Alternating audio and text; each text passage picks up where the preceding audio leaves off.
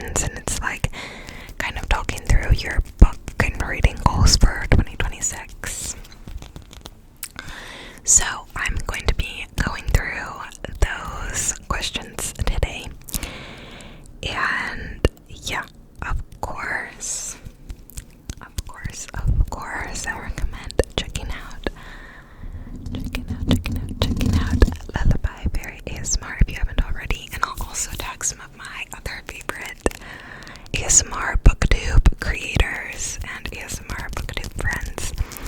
And yeah, without further ado, also I have channel memberships now, so you can join those on my profile. I don't think I have it written down in this notebook, but I have 2 tiers, and the first tier you get membership exclusive shorts and early access to all the videos I post on the channel normally, and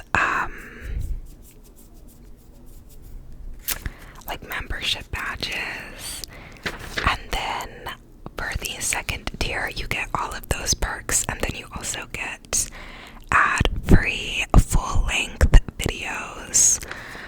And I know for sure I'll do some more candid rambles with those, and I did my first one of those already, but I'm also open to hearing what else you guys want to see in those full-length ad-free videos, whether that's rambles about different things or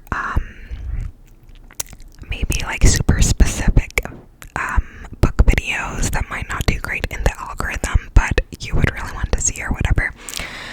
But yeah, let me know, and I'll be open to, doing other types of videos as well. But that's one type that I know that I'll do because it's just kind of like a better format than like talking super candidly about stuff like on your YouTube. Like you can kind of get more personal with a smaller audience, I think. But yeah, without further ado, so those are on my profile if you want to check those out. And also I should plug my book club, which is free, and on Fable we're reading The Son of Achilles currently. It's a reread for me, and I'm also reading it with my brother right now, so that's really fun. But yeah, beautiful book, and yeah, come chat with us in the Fable, which will also be linked down below and is free. And yeah, without further ado, let me find where I wrote my answers to the questions.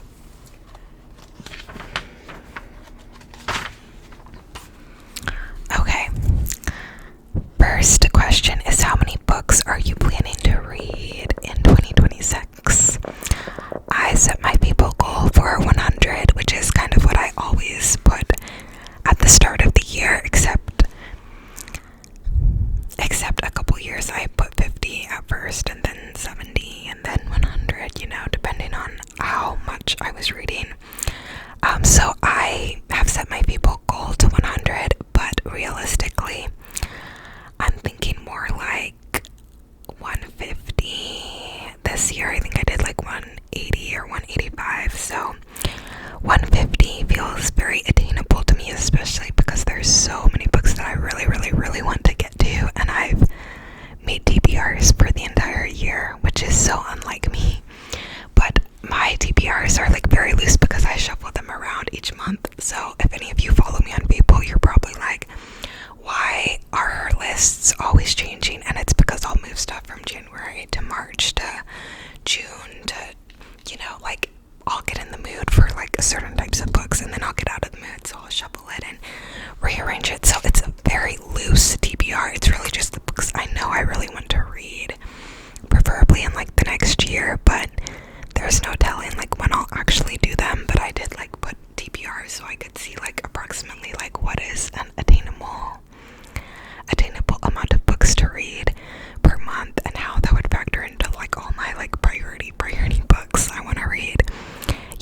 If you know. But yeah, so I'm thinking more like at least 150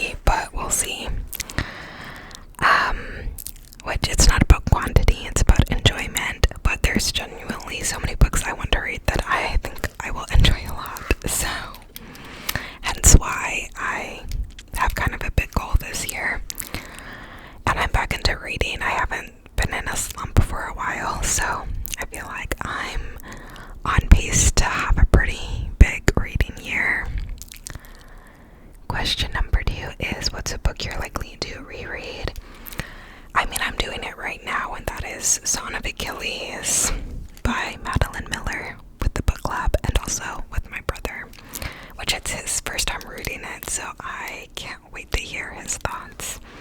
And he's a Greek mythology fan and is excited for the Odyssey coming out, so yeah. This pen is noisy. Oh my gosh, this pen is noisy.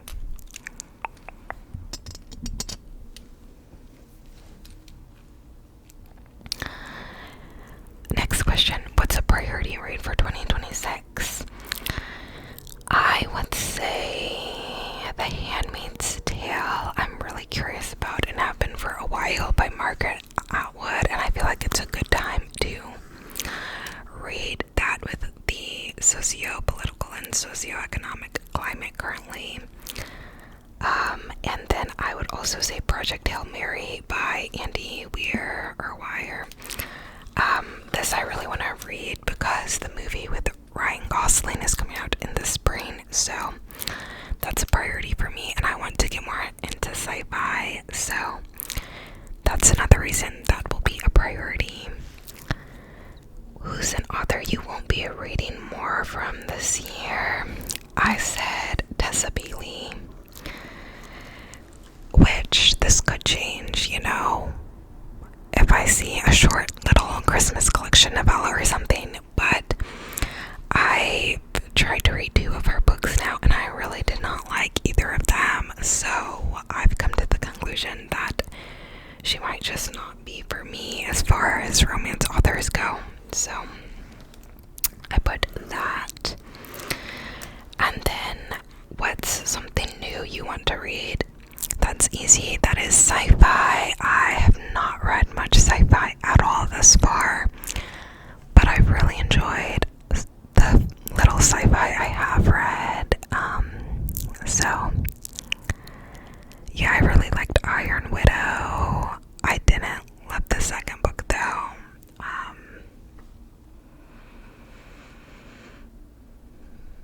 And besides that, I'm struggling to really think of sci-fi books I've read. I think Vicious and Vengeful was like a sci-fi duology. Urban fantasy and sci-fi. But yeah. What's a popular book you want to read? I put down Powerless by Lauren Roberts, but I've started this already now. I'm 30% through and I'm enjoying it, but only because it is literally like copy and pasted from one of my favorite series ever, which was Red Queen, which I read for the first time in high school, and I've read several times since then, and it's like exactly the same. So I'm enjoying it, but only because it feels like I'm rereading one of my favorite books, but it's also kind of making me mad because I'm like, how is this able to be published? Because it's ripping off one of my favorite books, line for line, bar for bar. So I'll get more into that whenever I finish the book, or if I DNF it and just give a review. But yeah, I have a lot of thoughts on that.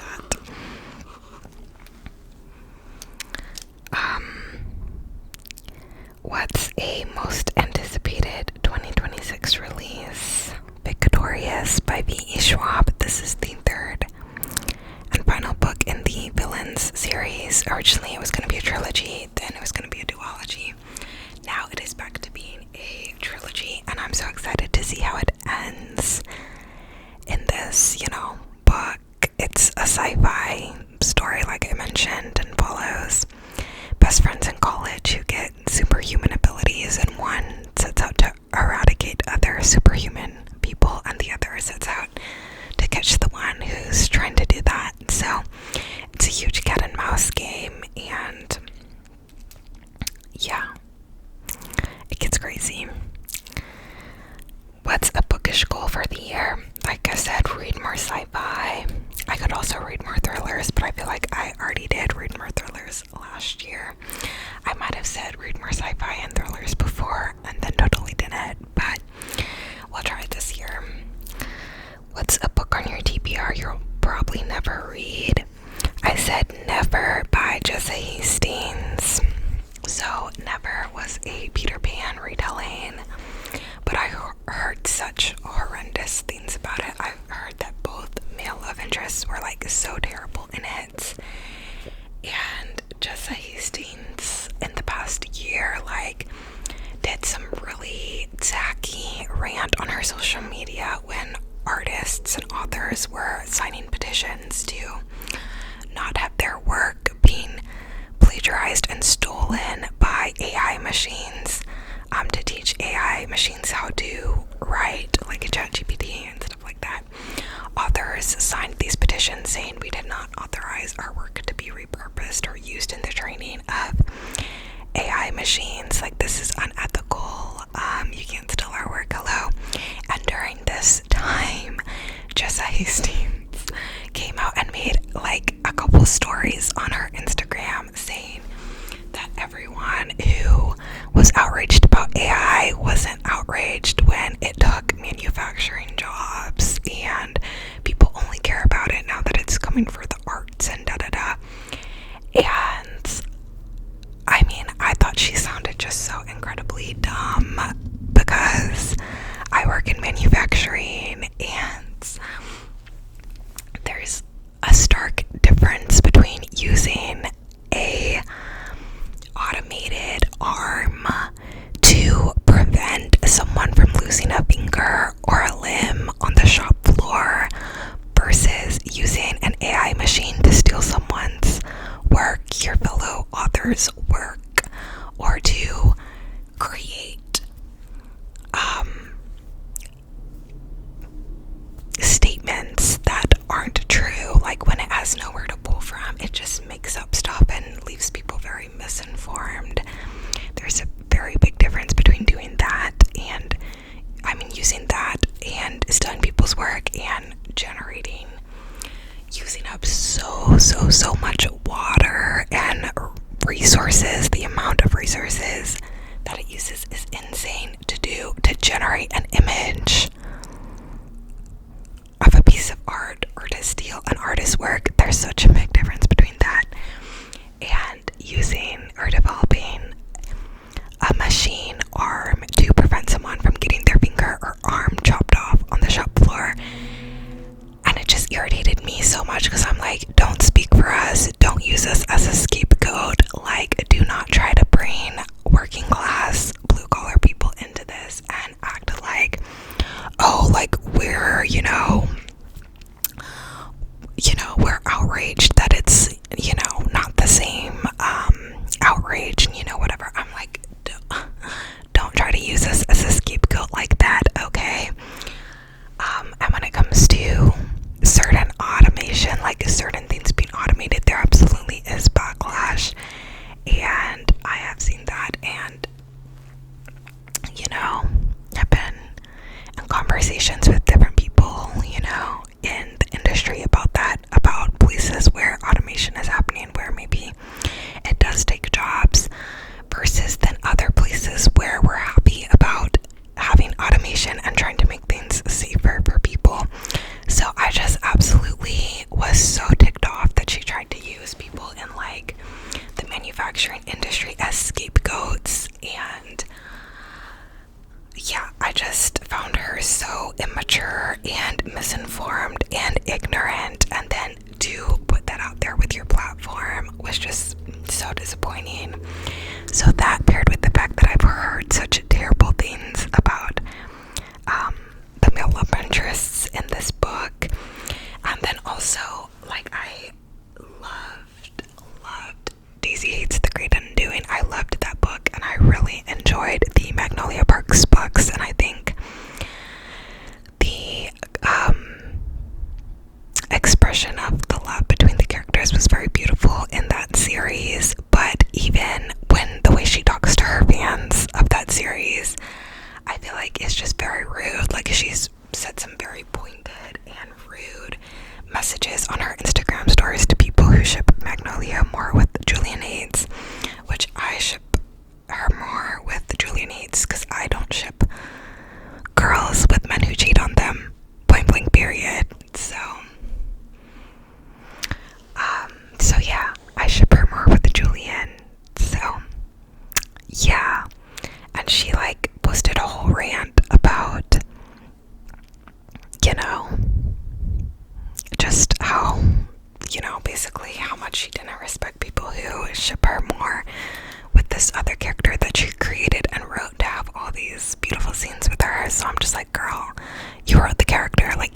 us for shipping her with him. And I'm sorry, I'm never shipping a girl with a man who cheats on her.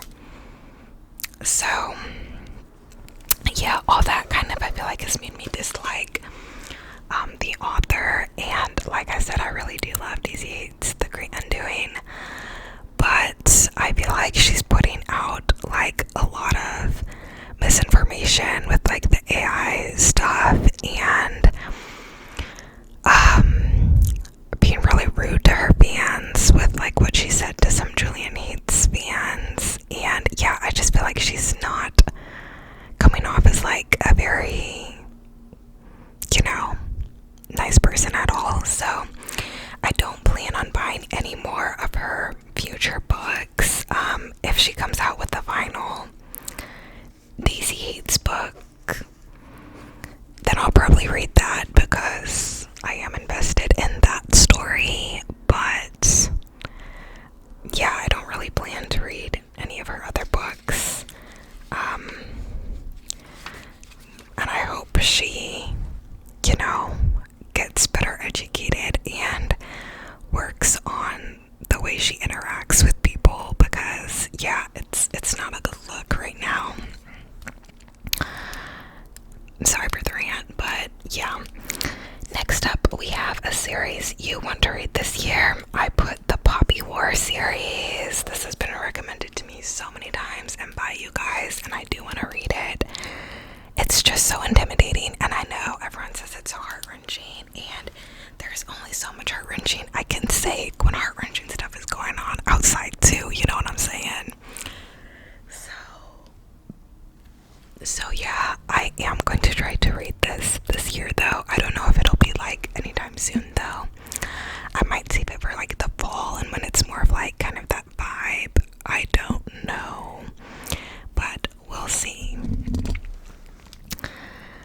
I've only read Babel by R.F. Kuang though, and I mean, I loved it, and I want to read her other works. So I feel like the Poppy War I should read before reading Catabasis, because the Poppy War was like her first work, I think.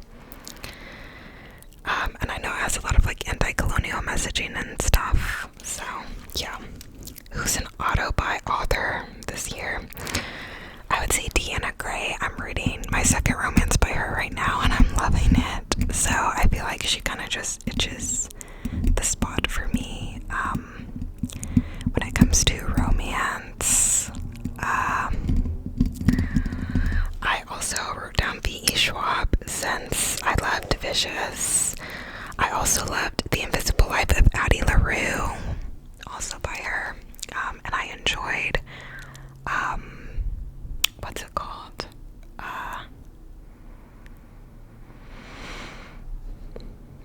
Oh my gosh, what is it called? The Vampires book that came out this year. I can't think of it, but I also loved that one by them. So yeah, V.A. Schwab, definitely for like fantasy and sci-fi. What's a book to screen adaptation I'm looking forward to? The Vampire Lestat, which is the third season of The Interview with the Vampire series, which I started watching last year, and which I've read the first few books in the series from now, and I'm obsessed. I love it, yada yada. You know, what else do I need to say? I just love it. So yeah.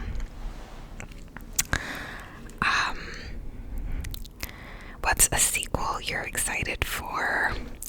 And Now Back to You by B.K. Borison. This is the sequel to First Time Caller, which I read last spring, and that book was so cute. So cute. So I'm really looking forward to this one, and I think it follows meteorologists, which would be so fun to read about. So yeah, lava weather obsessed individual. What are bookish things to leave in the previous year? Fear of DNFing, pressure to read popular books, which I feel like I kind of left that in the previous year already, so that was good.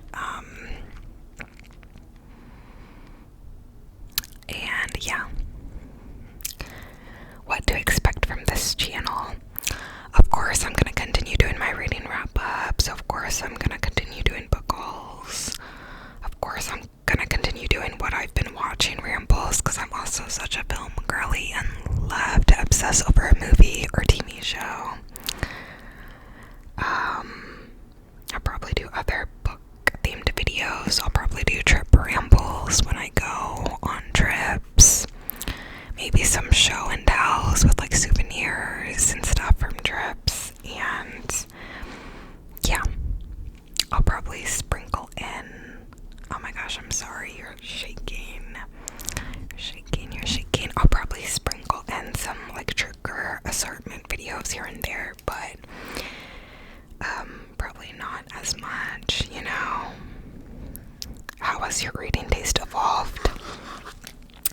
This is interesting because when I was a kid, in like middle school, I really loved YA romance. Like I loved Jenny Han, The Summer I Turned Pretty trilogy, the To All the Boys I Loved Before trilogy.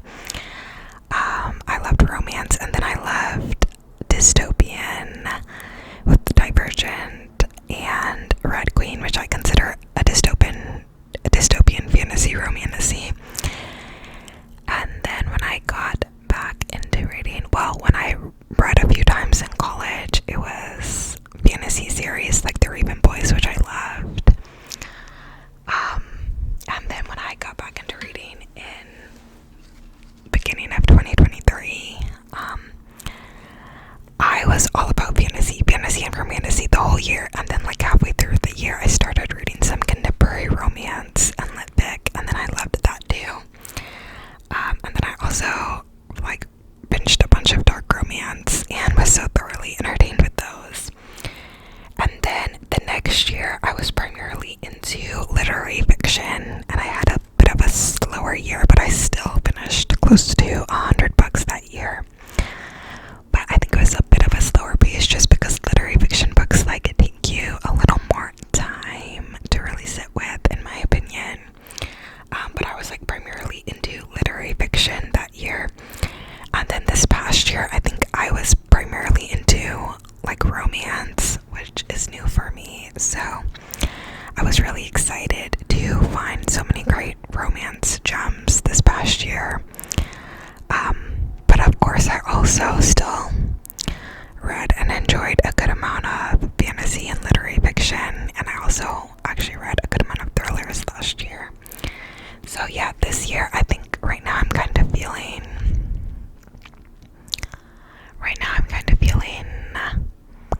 poetic, like prose like fantasy and literary fiction. So you'll see what I mean in my January reading wrapped. But yeah, I'm in a very like poetic and inspired mood right now. Bookish, booktube creators who inspire me: Lullaby Berry ASMR, of course, Wand-Eyed ASMR, Sass ASMR, apologies if I didn't say that correct, Brea ASMR,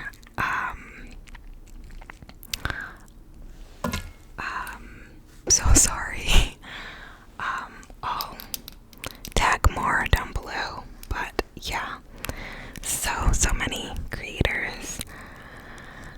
What's something you'd say to new booktube accounts? I would say go for it. You'll probably make booktube friends along the way, which is really, really fun. And yeah, it's just